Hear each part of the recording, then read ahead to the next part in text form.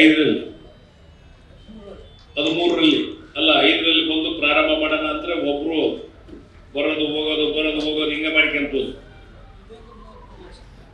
ಆಮೇಲೆ ಈಗ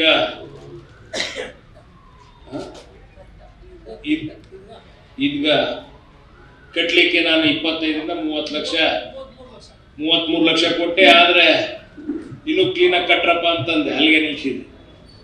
ಆಮೇಲೆ ಪಾಪ ನಮ್ಮ ಇರ್ಷದ್ದು ನಾನು ಸ್ವಲ್ಪ ಕಟ್ತೀನಿ, ನಾನು ಕೈಲೇ ಕಟ್ತೀನಿ ಅಂತ ಅವನು ಕಟ್ಟಿಬಿಟ್ಟು ಕಂಪ್ಲೀಟ್ ಮಾಡಿದ್ರು.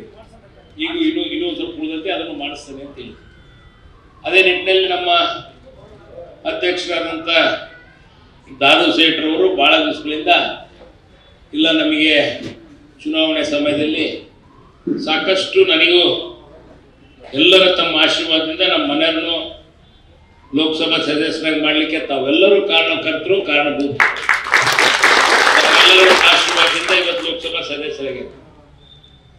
ಅದೇ ನಿಟ್ಟಿನಲ್ಲಿ ನಾನು ದಾದು ಸೇಠ್ ಅವರಿಗೆ ಮತ್ತು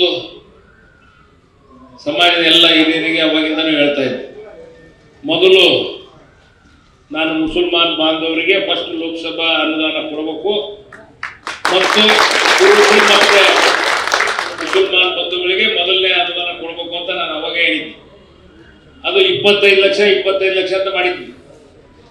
ನಮ್ಮ ದಾದು ಸೇಠ್ ಯಾವೆಲ್ಲ ಬೇಡ, ನನಗೆ 50 ಲಕ್ಷ ಬೇಕೇ ಬೇಕು ತಗೊಳಪ್ಪ ಅಂತ ಕೊನೆಗೆ 50 ಲಕ್ಷನೇ ಮಾಡಿ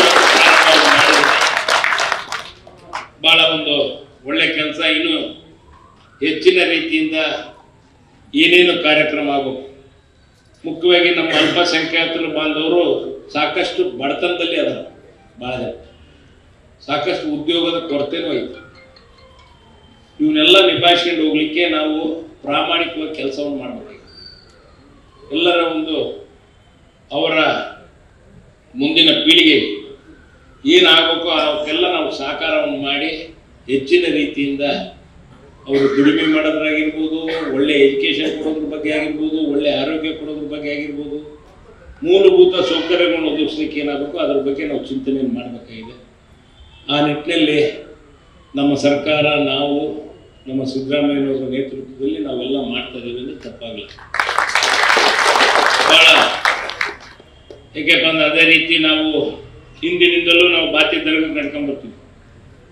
ನಾವು ಸಣ್ಣ ಹುಡುಗರಿದ್ದ ಗಾಡಿ ಕಡೆಗೆ ಹೋಗ್ತಿದ್ವಿ. ಆ ದರ್ಗವನ್ನ ನಾನು ಭಾಳ ದಿವಸಗಳಿಂದ ಹೇಳ್ತಾ ಇದ್ದೆ, ಅದನ್ನು ಜಲ್ದಿ ಒಂದು ಸ್ವಲ್ಪ ಕ್ಲೀನಾಗಿ ಕಟ್ಟಡವನ್ನು ಕಟ್ಟಣಪ್ಪ ಅಂತ ಹೇಳಿದಾಗ ಅದನ್ನು ನೆನೆಗುದಿ ಬೆಳೆಸಿದ್ವಿ. ಆದರೆ ಈಗ ಒಂದು ಕಮಿಟಿಯನ್ನು ಮಾಡಿ 1-2-3 ಸೇರಿಬಿಟ್ಟು ಭಾಳ ಡೆಡಿಕೇಟೆಡ್ ಆಗಿ ಕೆಲಸ ಮಾಡ್ತಾರೆ.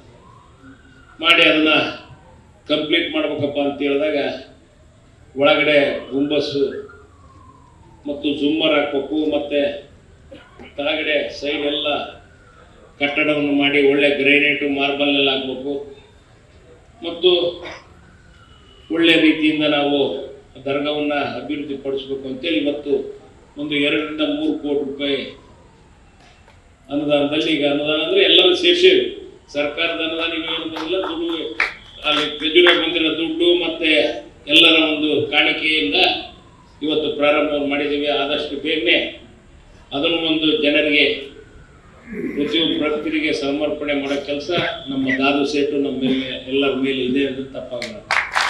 ನಾವು ನಿಟ್ಟಿನಲ್ಲಿ ಅದನ್ನು ಒಂದು ಆದಷ್ಟು ಬೇಗನೆ ಮಾಡ್ತೀವಿ ಅಂತ ನಾನು ಭರವಸೆ ಕೊಡ್ತೇನೆ.